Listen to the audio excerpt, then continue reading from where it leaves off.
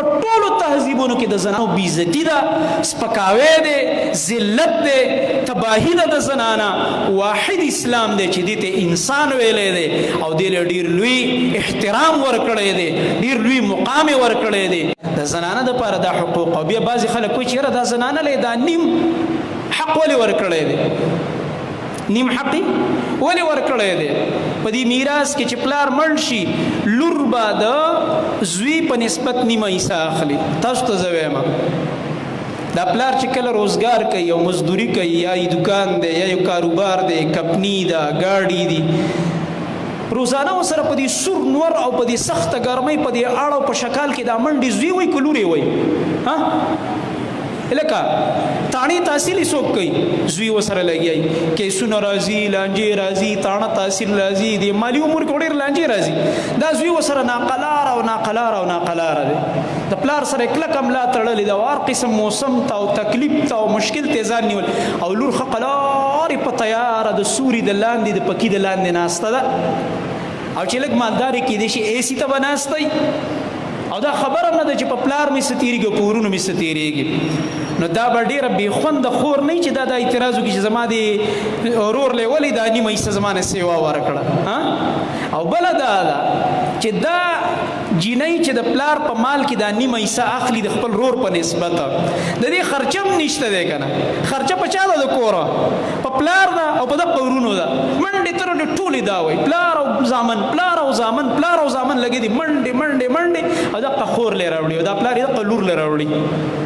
نو اوس یې وله ډېره مقرر کړې که لږې وله مقرر کړې، دا نیمه هم ډېر شی دی، دا نیمه هم څه ده؟ ډېره زیاته ده. او چې بیا لا واده شي هلته وله خاوند هم خرچه ورکوي، پلار سره یې بېله حصه ده، خاوند سره یې بله حصه ده. خاوند چې که وفات شي هغې نه هم میراث اخلي، که پلار یې وفات شو مور هغې نه هم حصه اخلي. او سره دی چې د دې زنانو خرچه په نسبت د سړو نه وي، او بیا هم شریعت دومره غټه حصه ورکړې ده.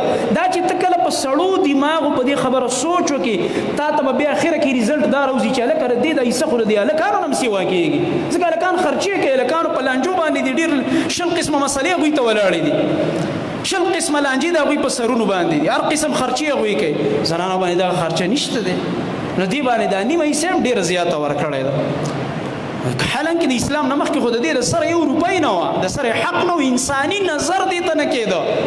په یهودیت کې، په نصرانیت کې، په هندومت کې، په بودمت کې، په ټولو نظامونو کې، مخکنو نظامونو کې وګوره، دا لوی لوی خلک چې تیر شوي دا اوس چې خلکو ته مفکرین وایي، دانشوران ورته وایي، سقراط دی او بقراط دی او ارسطو دی او دغه رنګه جالینوس دی او فلان، د دې اقوال وګوره، د هغوی په اقوالو کې زنانه ته کله شیطان وای، دا شیطان دی، د شیطان دویم روپ دی، کله ورته دوکه او فریب وای، کله زنانه ته یو نوم ورکوي سپک، کله ورته بل نوم ورکوي. په ټولو تهذیبونو کې د زنانو بېعزتي ده، سپکاوی دی، ذلت دی، تباهي ده د زنانه. واحد اسلام دی چې دې ته انسان ویلی دی او دې له ډېر لوی احترام ورکړی دی، ډېر لوی مقام یې ورکړی دی او ډېر عظیم حقوق یې ورکړي دي، او په هر ځای کې د دې تحفظ کړی دی. او د پلار په مقابل کې مور له چې صحابي تپوس کې د الله نبی په ما باندې په انسانانو کې د چا حق ډېر دی چې احسان ورسره وکړم؟ هغه ورته ستا مور ده، امک وایي ثم من، وایي امک ثم من، وایي امک، 3 ځله یې مور یاده کړه، وایي جی بیا، وایي ثم ابوک، بیا د پلار د دې لایق دی چې څه ورسره وکړه؟ احسانونه ورسره کوه. ځکه په انسانانو کې ټولو نه زیاته نږدې رشته مونږ ته د چا ده؟ د مور پلار. او ټولو نه زیات احسانونه مونږ باندې د چا دي په انسانانو کې؟ پس د الله او د رسول نه مور پلار دي. مور پلار ډېر لوی احسان چې دا بنده نشي پوره کولی. نو ګوره 3 ځله مور یاده کړه، دلته زنانه له حق ډېر ورکړو که سړي له، یعنې که په 100% باندې واخلو نو 75% حق یې چاله ورکو؟ مور له. او 25% یې چاله ورکو؟ پلار له. ځکه 3 ځل د الله نبي صلی الله علیه وسلم مور یادوي، 4م ځل باندې پلار یادوي. دومره انتهایی احترام، دومره لوی عزت او دومره لوی مقام دا زمونږ شریعت زنانه له ورکړی دی.